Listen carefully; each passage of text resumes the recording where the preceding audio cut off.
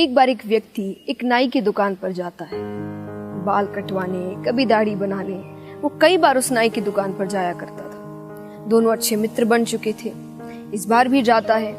दोनों बहुत सी बातें करते थे, कभी देश को लेकर, कभी समाज को लेकर, कभी राजनीति को लेकर, कभी परिवार को लेकर। आज भी वही बातें हो रही हैं। बातें करते करते उनका प्रसंग, उनकी बातें भगवान तक पहुंचती है। अब भगवान का नाम आते ही नाई ने कहा, देखो भाई, मैं तो भगवान को नहीं मानता, मेरी नजर में भगवान है ही नहीं। व्यक्ति ने कहा, तुम ऐसा क्यों कह रहे हो, ऐसा तुम्हें क्यों लगता है?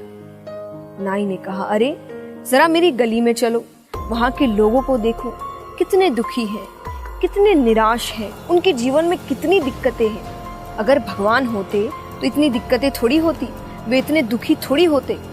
तो मेरी नजर में तो भगवान नहीं है। व्यक्ति ने सोचा वो थोड़ा उन्हें समझाए, लेकिन वो उस परिस्थिति में नहीं था कि कोई भी बात समझ सके।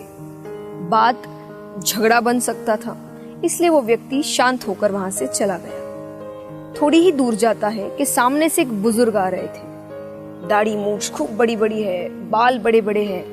उन्हें देखकर उसके दिमाग में एक बात आती है। वो वापस उस नाई की दुकान पर जाता है। जाकर कहता है, अरे सुनो, तुम्हें पता है इस पूरी दुनिया में नाई है ही नहीं। नाई ने कहा, ये कैसा मजाक है? अरे मैं तुम्हारे सामने हूँ, मैं एक नाई हूँ। बोले, नहीं नहीं, ये तुम्हारी गलत फहमी है, इस पूरी दुनिया में नाई कहीं भी नहीं है। अरे कैसे नहीं है? मैं नाई हूँ, मैं नाई का कार्य करता हूँ, यहाँ तक कि तुम भी तो मेरे पास ही आते हो।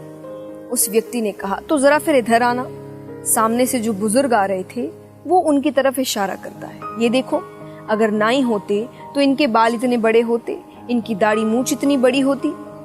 नाई ने कहा, देखो, अब नाई तो है, लेकिन कई ऐसे व्यक्ति होते हैं जो नाई के पास आते ही नहीं, उन पर भरोसा ही नहीं रखते, उनसे काम ही नहीं करवाना चाहते। व्यक्ति ने कहा, उसी प्रकार भगवान तो है, लेकिन कई ऐसे व्यक्ति होते हैं जो भगवान के पास आना नहीं चाहते, उन्हें जानना नहीं चाहते, उन पर भरोसा नहीं करना चाहते, उन्हें महसूस नहीं करना चाहते।